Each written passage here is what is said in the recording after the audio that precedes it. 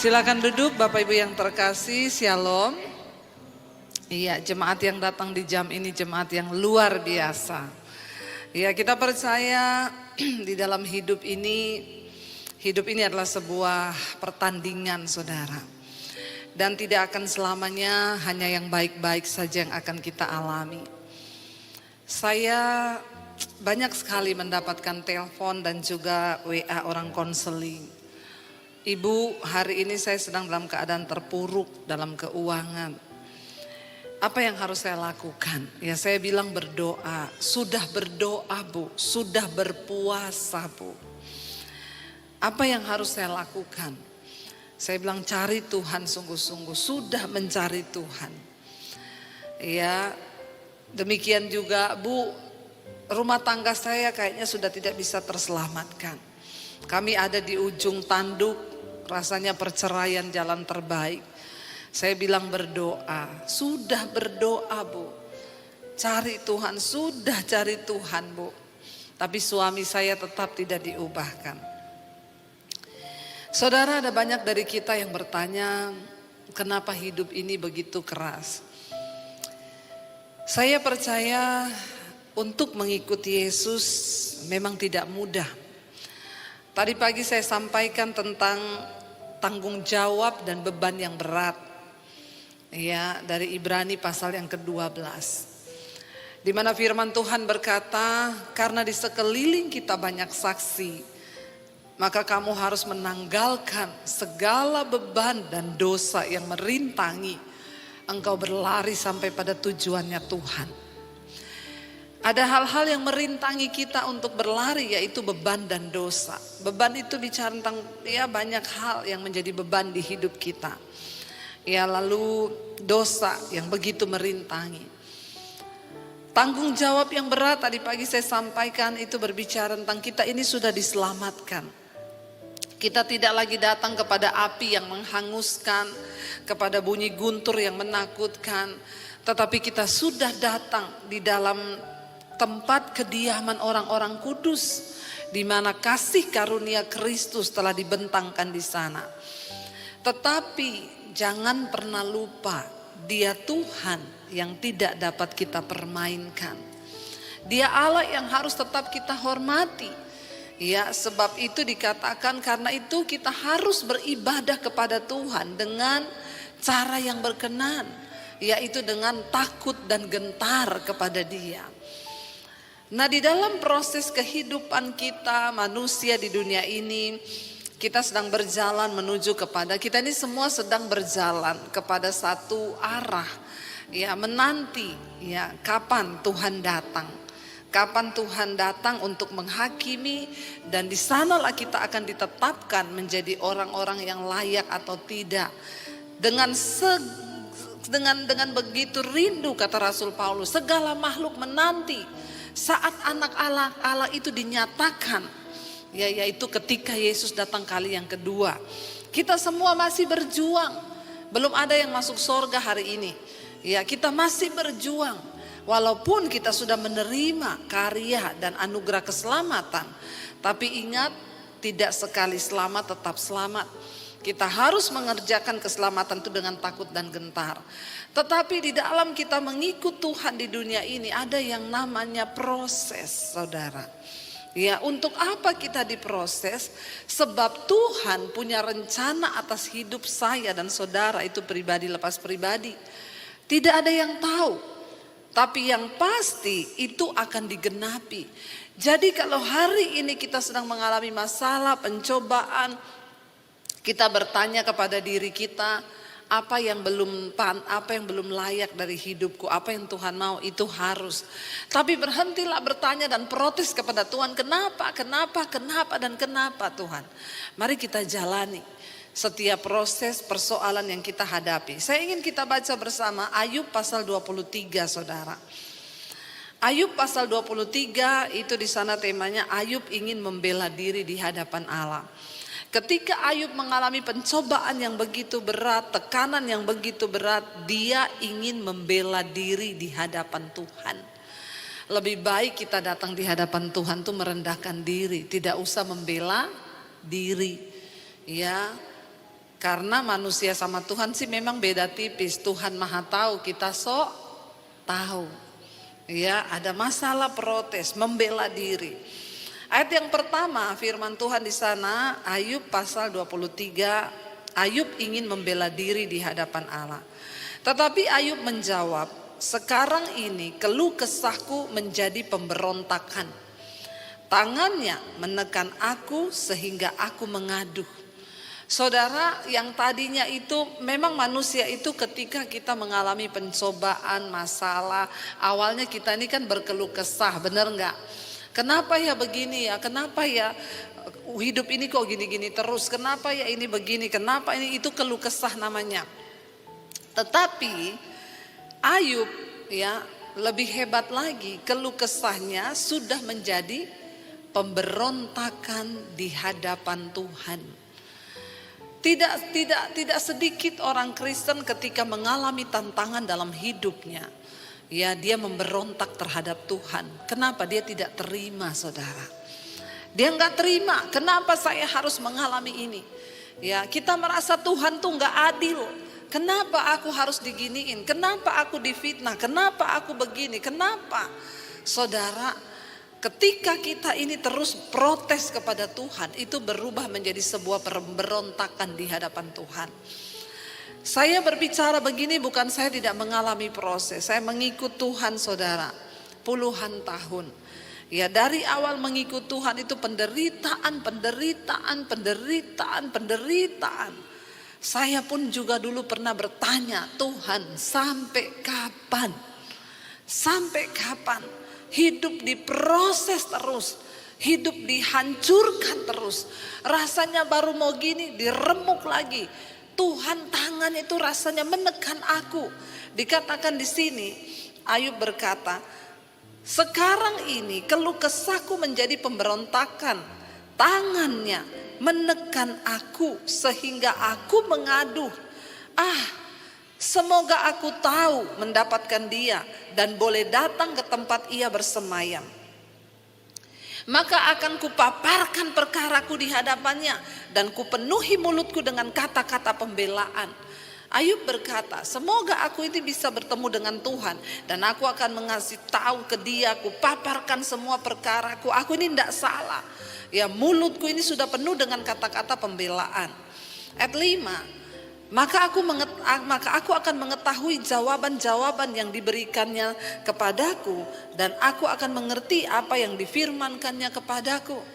Ayub datang bukan dengan sikap rendah hati di hadapan Tuhan.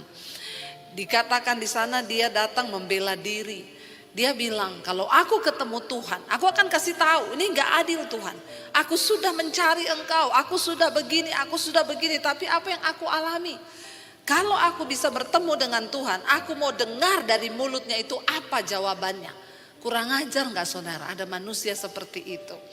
Ya, dan seringkali kita pun juga melakukan hal yang sama. Tanpa kita sadari, kita memberontak terhadap prosesnya Tuhan.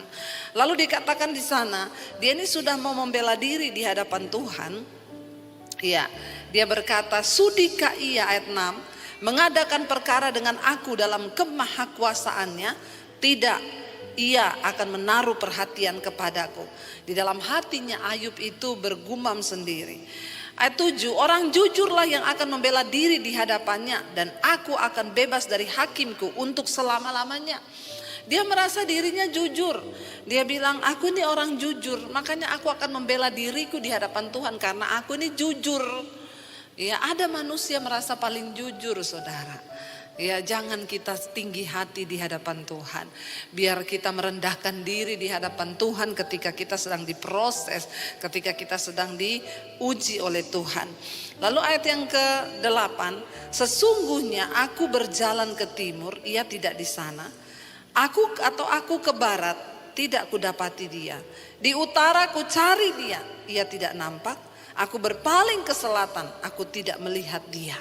Saudara, dan yang lebih celaka lagi, ketika Ayub sudah penuh dengan segala macam unek-unek di dalam dirinya, mau membela diri terhadap persoalan yang dialami, yang lebih Kasihan lagi, dia mencari Tuhan tapi seolah-olah dia tidak menemukan Tuhan. Di tengah persoalan penderitaan yang kita alami, seringkali kita merasa Tuhan meninggalkan kita. Seringkali kita merasa saya sudah cari Tuhan, Bu, rasanya Tuhan jauh. Rasanya kering hari-hari ini aku pengen datang nangis merasakan pembelaan Tuhan, boro-boro saya tidak pernah mengalami hadirat Tuhan. Hari-hari ini saya kering, lapar dan haus tapi saya tidak mengalami apa-apa. Berapa banyak orang Kristen mengalami masa-masa seperti itu hari-hari ini. Dia merasa Tuhan jauh. Ayub bilang, aku cari dia ke utara, tidak aku temuin. Aku cari ke selatan, enggak aku dapat. Aku pergi ke timur, ke barat, tapi tidak aku jumpai Tuhan itu. Saudara, ketika engkau sedang dalam tekanan, mungkin engkau pun merasakan hal yang sama. Mungkin engkau merasa ditinggalkan. Saya minta suami saya untuk bisa ngiringi, kita sama-sama masuk dalam hadirat Tuhan. Saudara, mungkin kita merasa ketika kita ada dalam tekanan, ada dalam persoalan, ada dalam tantangan, kita merasa Tuhan tuh di mana? Kita cari dia ke sana nggak ketemu, kita cari dia ke sana kita juga tidak ketemu. Ada betapa banyak orang Kristen yang datang kepada saya dengan kecewa. Kecewa kepada Tuhan karena keadaan hidup yang begitu menekan.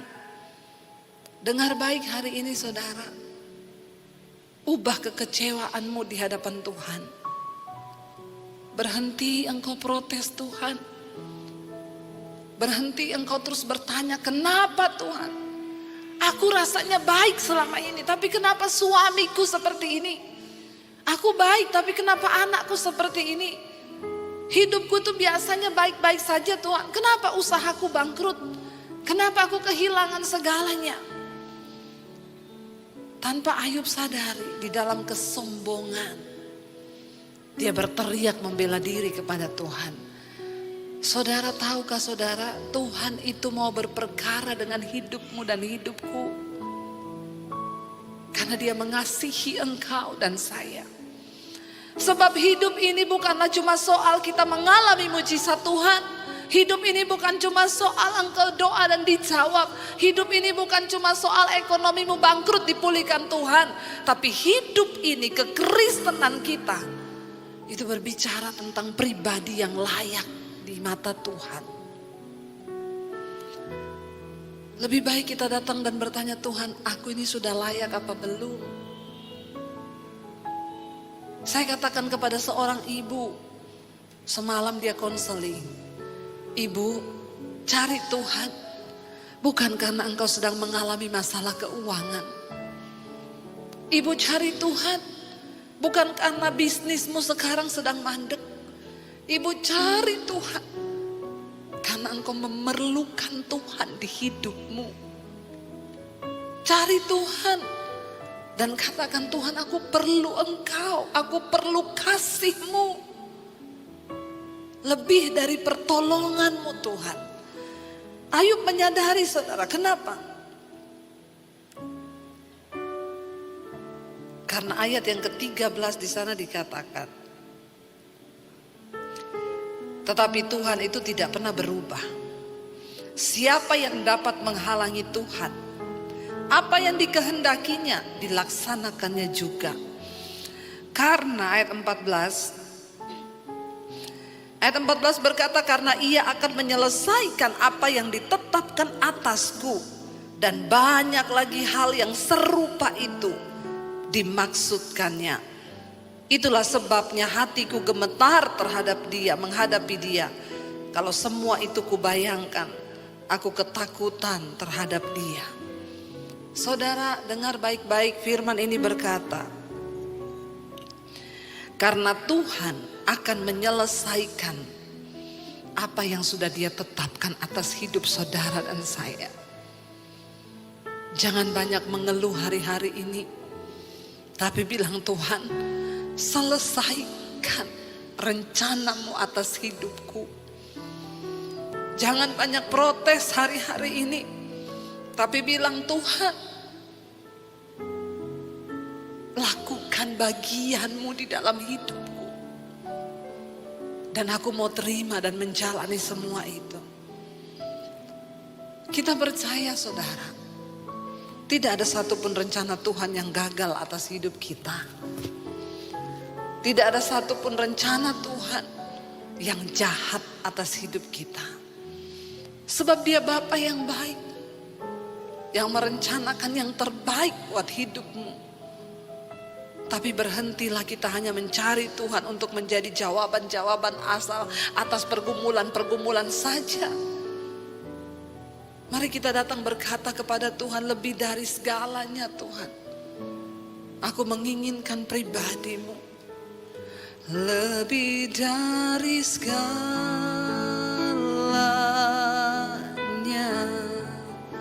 ku ingin Kau Tuhan. Emas, perak dan permata, perak dan permata,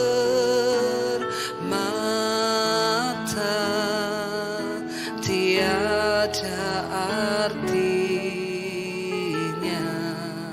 Kami ingin lebih dekat, ku ingin lebih dekat, bersekutu denganmu, jadikan ku hamba setia kepadamu. Lebih lagi angkat tanganmu saudara, katakan di hadapan Tuhan, lebih dari segala. Ini ungkapan kami Tuhan, ingin Kau lebih dari kami butuh pertolongan-Mu, kami butuh pribadi-Mu Yesus. Biar kami menempatkan Tuhan menjadi segala-galanya di hidup kami. Ku ingin lebih dekat, ku ingin lebih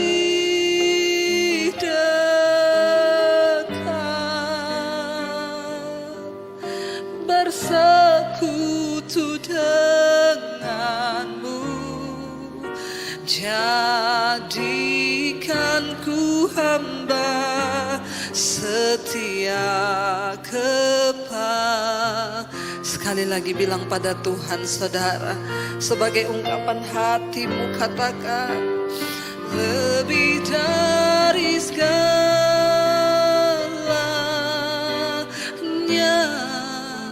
ku ingin Kau. Amin Yesus. Kami inginkan Engkau lebih dari segala-galanya. Yes Lord Jesus. Dengar ungkapan kami. Tiada artinya, kami ingin lebih dekat.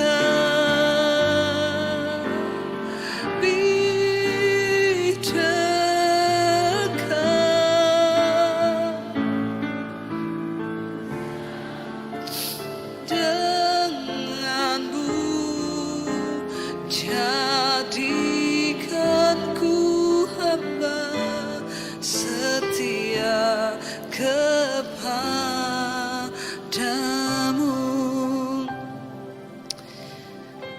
Biar Tuhan berbicara kepada kita hari ini, apa yang sedang Dia mau. Saya berkata kepada ibu itu, Bu, datang di kaki Tuhan. Stop bilang, Tuhan tolong keuanganku. Stop bilang, Tuhan bantu aku. Tapi duduk di kaki Tuhan dan bilang, Tuhan apa maumu atas hidupku. Aku pengen tahu apa yang Tuhan kehendaki atas hidupku. Beritahu kepadaku Tuhan. Karena ketika engkau hanya menemukan jawaban, mungkin manusia lain bisa tolong saudara mengatasi masalah keuanganmu. Tapi kalau engkau gagal menemukan maksud Tuhan di balik persoalan itu, maka engkau akan mengalaminya lagi di masa yang akan datang. Karena itu yang terpenting hari ini, duduk di kaki Tuhan. Bertanya. Sebab ayat ini berkata, Tetapi ia tidak pernah berubah. Ayat 13 tadi. Siapa yang dapat menghalangi dia? Apa yang dikehendakinya dilaksanakannya juga. Karena ia akan menyelesaikan apa yang ditetapkan atasku. Dan banyak lagi hal yang serupa yang dimaksudkannya. Tuhan sedang ingin membentuk kita semua, saudara. Seperti bejana-bejana. Firman Tuhan berkata, engkau tuh seperti bejana di tangan tukang periuk. Ketika bejana yang sedang dibentuk itu tidak menjadi seperti yang diingini, maka bejana itu akan diremukkan, saudara. Dihancurkan. Dan dibuat sebuah bejana yang baru, yang sesuai dengan hati pembentuknya. Dan bejana itu tidak pernah protes kepada tuannya dengan berkata, kenapa kamu hancurkan aku? Aku pengen gini saja, sudah selesai. Sakit dibentuk itu. Yang namanya bejana, nurut, taat, diam, berserah. Tidak punya hak untuk protes. Kenapa? Karena Tuhan yang paling tahu. Karena Dia yang lebih tahu hidup kita. Dia yang lebih tahu yang terbaik untuk kita. Berhenti, saudara, untuk protes kepada Tuhan. Mari kita menjadi anak-anak Tuhan yang manis, yang mau dibentuk. Kita semua sedang berjalan di hari-hari yang sukar, di masa-masa yang sukar. Dan Tuhan berkata, Dia mau kita tidak menjadi anak-anak gampang. Di mana anak yang tidak dihajar oleh orang tuanya, kata firman Tuhan.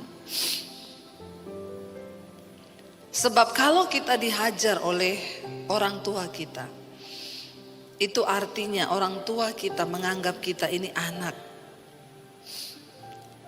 Ibrani pasal 12 ayat yang ke-6 dikatakan di sana, karena Tuhan menghajar orang yang dikasihinya dan ia menyesa orang yang diakuinya sebagai anak.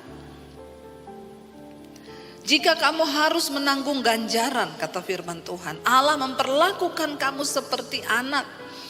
Di manakah terdapat anak yang tidak dihajar oleh ayahnya? Tetapi jikalau kamu bebas dari ganjaran yang harus diderita setiap orang, maka kamu bukanlah anak, tetapi anak-anak gampang. Selanjutnya dari ayah kita yang sebenarnya kita beroleh ganjaran, dan mereka kita hormati. Kalau demikian, bukankah kita harus lebih taat kepada Bapa segala roh supaya kita boleh hidup? Sebab mereka ayah kita di dunia ini mendidik kita dalam waktu yang pendek sesuai dengan apa yang mereka anggap baik. Tetapi Dia, Tuhan, menghajar kita untuk kebaikan kita, supaya kita beroleh bagian di dalam kekudusannya, saudara. Untuk apa Tuhan menghajar kita? Supaya kita semakin dikuduskan. Sebab tidak ada seorang pun yang akan melihat Tuhan tanpa kekudusan. Syarat mutlak untuk kita masuk dalam kerajaan sorga, yaitu kekudusan. Hanya orang-orang yang memakai jubah kekudusan yang boleh masuk di dalam kerajaan Allah. Dan bagaimana kita dikuduskan? Lewat tekanan, penderitaan, persoalan. Kita dibawa kepada kekudusan. Semakin kita hancur, semakin kita bertekuk lutut di kaki Tuhan, semakin kita menangis di kakinya, maka semakin cepat proses yang akan kita alami, saudara.